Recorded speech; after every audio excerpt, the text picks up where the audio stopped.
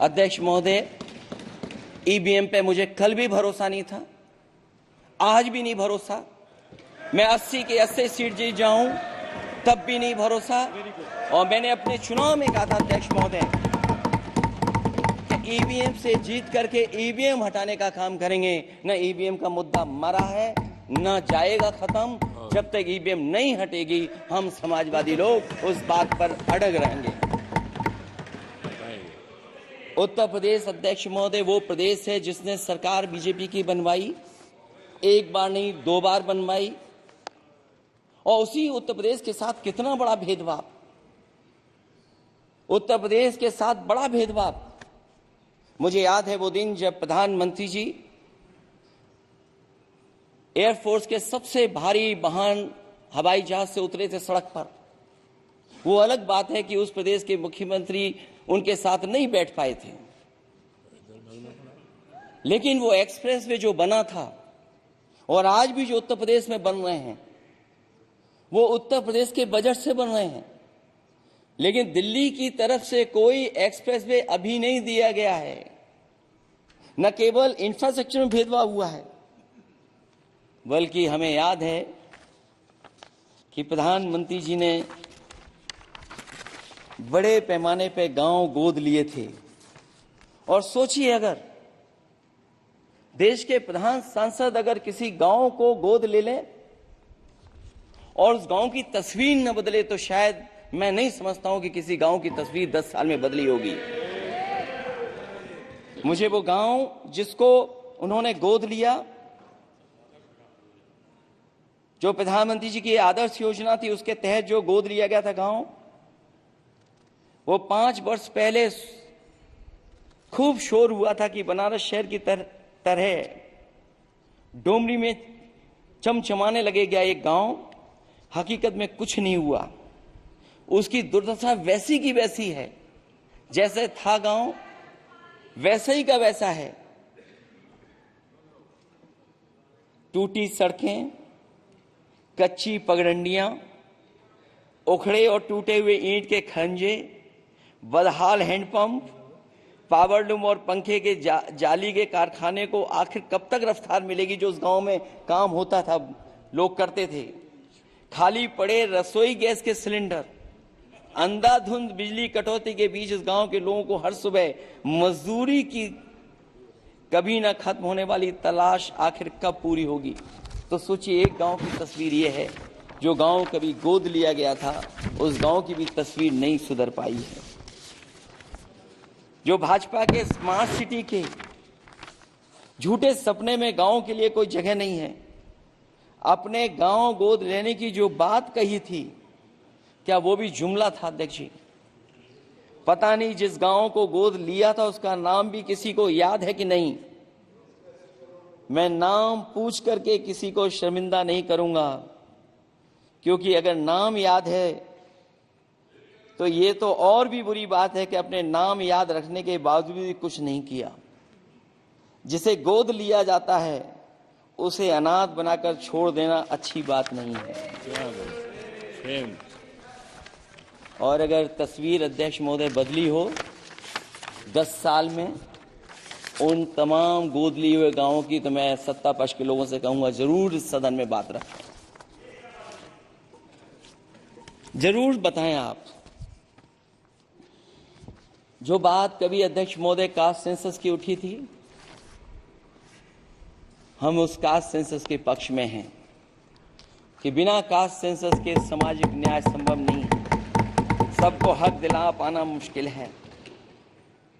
अध्यक्ष महोदय, राष्ट्रपति जी के अभिभाषण में अग्निवीर को लेकर के जो चिंता विपक्ष की थी और देश के नौजवानों की थी, वो चिंता वैसी की वैसी बनी है।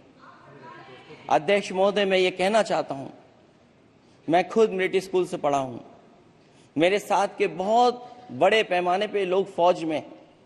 मैंने समय समय पे जो मेरे साथ पढ़े जो सीनियर थे उनसे भी जानकारी हासिल की है। बड़े बड़े ऑफिसर से मैंने पूछा है, वो शायद आपको न बता पाए, लेकिन दबी जुबान में उन्होंने कहा है कि देश की सुरक्षा के साथ अग्निवीर जैसी व्यवस्था लागू करने से समझौता हो रहा है। अध्यक्ष महोदय, किसी भी देश की सबसे बड़ी प्राथमिकता अगर कोई है तो वो देश की सीमाओं की सुरक्षा है। अग्निवीर जैसी व्यवस्था से कभी संभव नहीं है। अध्यक्ष महोदय, हम अग्निवीर व्यवस्था को कभी स्वीकार नहीं कर सकते हैं। आज नहीं कल, कल नहीं बाद में, जब कभी भी सत्ता में इंडिया गठबंधन आएगा, अग्निवीर व्यवस्था हमेशा हमेशा के लिए खत्म हो जाएगी।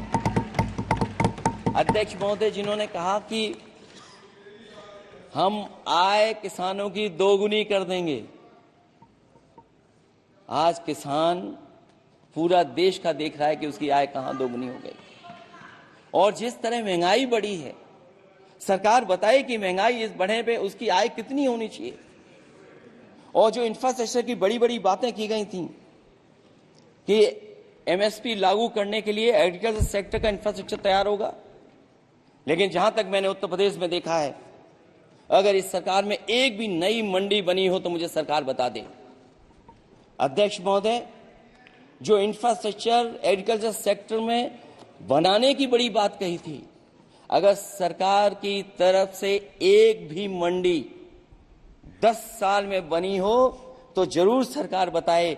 जो सरकार मंडी नहीं बना सकती है उस पर एमएसपी का भरोसा कैसे कर सकते हैं, जिन्होंने एमएसपी का भरोसा दिलाया था। हम अध्यक्ष महोदय आपके माध्यम से यही कहेंगे कि जो राष्ट्रपति के अभिभाषण में लीगल गारंटी एमएसपी को मिलनी चाहिए थी, वो क्रॉप्स को नहीं मिली है। न केवल फसलों को मिले बल्कि हॉर्टिकल्चर क्रॉप्स को भी एमएसपी देने का फैसला हो, जिससे कि हमारा किसान खुशहाल हो सके। साथ ही साथ ओपीएस की बात अभिभाषण में नहीं आई है। ओल्ड पेंशन स्कीम लागू हो, जिससे हमारे तमाम सरकारी कर्मचारियों का भविष्य बन सके। और देश की एक बड़ी आबादी, जहां से मैं चुन करके आता हूं, उत्तर प्रदेश, जहां बुनकर, न केवल उत्तर प्रदेश बल्कि देश के कोने कोने में बुनकर समाज के लोग बड़े पैमाने पर रह रहे हैं, लेकिन बुनकरों को जो सुविधाएं मिलनी चाहिए वो भी इस सरकार में नहीं मिल पा रही हैं। जो प्रदेश सरकारों ने कभी बुनकरों के लिए योजनाएं चलाई थी वो भी अध्यक्ष महोदय बंद कर दी हैं। मैं अंत में इतना ही कहना चाहूंगा कि इस सरकार ने नौजवानों को नौकरी नहीं दी है, नौकरी और रोजगार उनसे छीने हैं, बहुत नौकरी छीनी है। इसलिए मैं कहना चाहता हूं अध्यक्ष जी, इसलिए मैं कहूंगा कि आपके राज में न नौकरी की उम्मीद है न रोजगार, क्योंकि आपने छोटे कारोबारी तक को इतना छोटा बना दिया है कि न तो वो अपना पेट भर सकता है, न किसी को नौकरी पर रख सकता है। जो कुछ पद निकलते भी हैं तो उन पर लेटरल एंट्री के नाम से पिछले दरवाजे से कुछ खास संगी साथियों को रख लिया जाता है। आरक्षण का हक नॉट फाउंड सुटेबल के नाम पर हड़पा जा रहा है। और अध्यक्ष महोदय, आरक्षण के साथ इतनी खिलवाड़ किसी सरकार ने नहीं की होगी जितनी खिलवाड़ इस सरकार ने की है। जहां सरकारी नौकरियां नहीं दी जा रही हैं, और सरकारी नौकरियां इसलिए नहीं दी जा रही हैं क्योंकि उन्हें आरक्षण देना पड़ेगा। जिस प्रदेश से मैं आता हूं वहां सबसे बड़े पैमाने पे नौजवान बेरोजगार है। और पिछले 10 साल में जो पेपर उन्होंने लीक कराए हैं वो इसीलिए कराए हैं क्योंकि नौकरी ना देनी पड़े, और अगर नौकरी देनी पड़ेगी तो उन्हें आरक्षण भी देना पड़ेगा। ये जानबूझ करके सरकार नौकरी और आरक्षण के साथ खिलवाड़ कर रही है।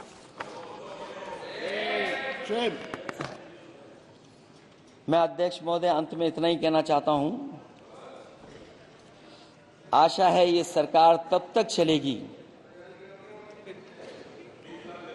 तब तक उसके केंद्र में इस देश का हर एक गरीब, शोषित, वंचित, पीड़ित, पिछड़ा, दलित, अल्पसंख्यक, आदिवासी, महिला, युवा, छोटा कारोबारी, ईमानदार, नौकरी पेशा, आम आदमी और कर्मचारी अधिकारी, मजदूर और किसान होगा, ना कि धनवान होगा। और शासन के आधार पर संविधान होगा। वह जुमलों की जगह सच में महंगाई, बेरोजगारी, भ्रष्टाचार, गरीबी, भुखमरी, सांप्रदायिक हिंसा, दलित व महिला उत्पीड़न, सामाजिक अन्याय जैसे मूलभूत मुद्दों का समाधान होगा और भोजन, बिजली, पानी, दवाई, पढ़ाई जैसी बुनियादी जरूरतों के लिए कागजी योजनाओं की जगह सच में इंतजाम होगा। मैं एक बार फिर उत्तर प्रदेश की समझदार जनता द्वारा सबसे बड़ी पार्टी चुने जाने के साथ साथ इंडिया गठबंधन समाजवादी पार्टी और कांग्रेस को सबसे ज्यादा सीटें जिताई, उसके लिए मैं उत्तर प्रदेश की जनता का बहुत बहुत धन्यवाद और आभार भी व्यक्त करूंगा। मुझे उम्मीद है कि अगली बार जब राष्ट्रपति जी का अभिभाषण हो वो सरकारी भाषण न हो, सच्चाई के साथ सरकार अपनी बातें रखें। इन्हीं शब्दों के साथ अध्यक्ष महोदय मैं आपका बहुत बहुत धन्यवाद देता हूँ।